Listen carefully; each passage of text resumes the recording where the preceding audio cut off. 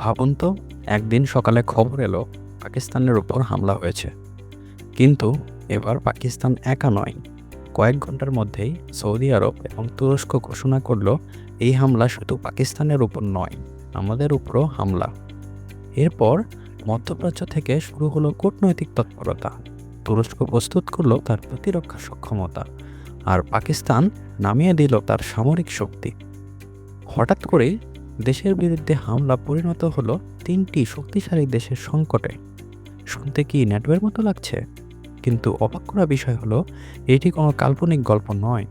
পবিত্র মক্কায় সৌদি আরব, তুরস্ক ও পাকিস্তান এমন একটি প্রতিরক্ষা চুক্তিতে স্বাক্ষর করেছে, যার কারণে এখন প্রশ্ন উঠছে, মুসলিম বিশ্ব কি তাহলে নিজেদের ন্যাটো তৈরি করে ফেলেছে? এই চুক্তির নাম মক্কা জয়েন্ট ডিফেন্স এগ্রিমেন্ট।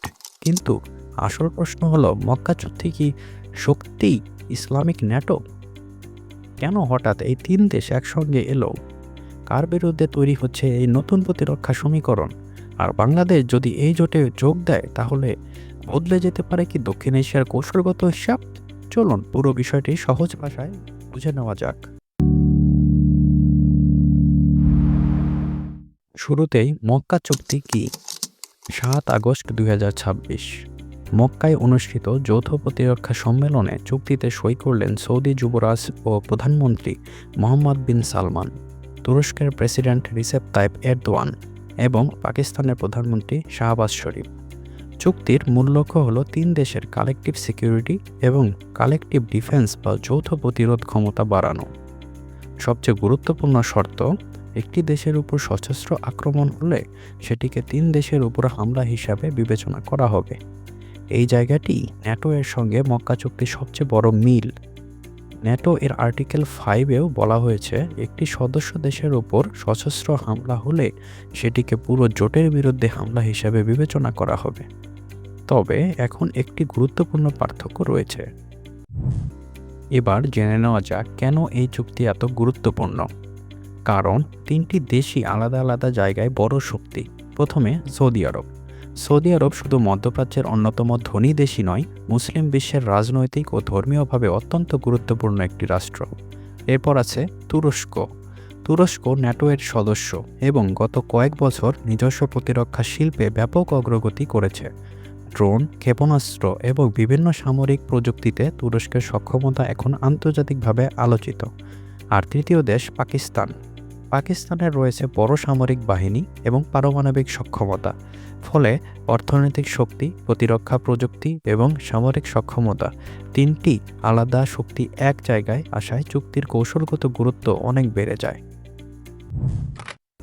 তাহলে এটি কি ইসলামিক ন্যাটো? এখানে একটু সতর্ক হওয়া দরকার। মক্কা চুক্তিকে ন্যাটো এর সঙ্গে তুলনা করা হচ্ছে মূলত কালেকটিভ ডিফেন্স প্রিন্সিপালের কারণে, কিন্তু এটিকে এখনই ইসলামিক ন্যাটো বলা অতিরঞ্জিত হতে পারে। কারণ চুক্তিটি এখনও কোনো নির্দিষ্ট দেশের বিরুদ্ধে তৈরি হয়েছে এমন ঘোষণা নেই। তুরস্ক ও পাকিস্তান উভয় পক্ষই স্পষ্ট করেছে যে চুক্তিটি প্রতিরক্ষামূলক এবং কোনো নির্দিষ্ট দেশকে শত্রু হিসাবে চিহ্নিত করে না। অর্থাৎ এটি এখন পর্যন্ত মূলত একটি পারস্পরিক প্রতিরক্ষা ও নিরাপত্তা কাঠামো, পূর্ণাঙ্গ সামরিক জোট নয়।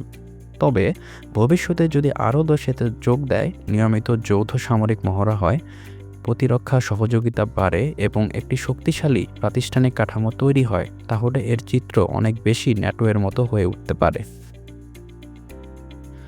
ভারত কেন বিষয়টি গুরুত্ব দিয়ে দেখছে? এখানে পাকিস্তানের উপস্থিতি সবচেয়ে গুরুত্বপূর্ণ। পাকিস্তান ভারতের দীর্ঘদিনের প্রতিদ্বন্দ্বী। ফলে ভারতের সঙ্গে সৌদি আরব ও তুরস্কের এমন একটি যৌথ প্রতিরক্ষা কাঠামো তৈরি হলে ভারতকে অবশ্যই নতুন কৌশলগত বাস্তবতা বিবেচনা করতে হবে। তবে এর অর্থ এই নয় যে ভারত ও পাকিস্তানের মধ্যে কোনো সংঘাত হলেই সৌদি আরব ও তুরস্ক সক্রিয়ভাবে ভারতের বিরুদ্ধে যুদ্ধে নেমে যাবে।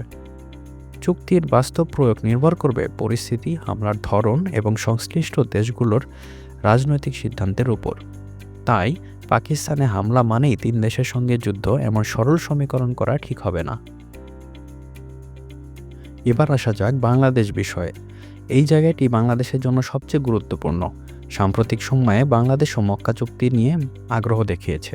বাংলাদেশের পররাষ্ট্র প্রতিমন্ত্রী হুমায়ুন কবির জানিয়েছেন, ইসলামী দেশগুলোর মধ্যে এমন কোনো নিরাপত্তা ব্যবস্থা হলে বাংলাদেশ সেটিতে অংশগ্রহণের বিষয়টি ইতিবাচকভাবে বিবেচনা করতে পারে।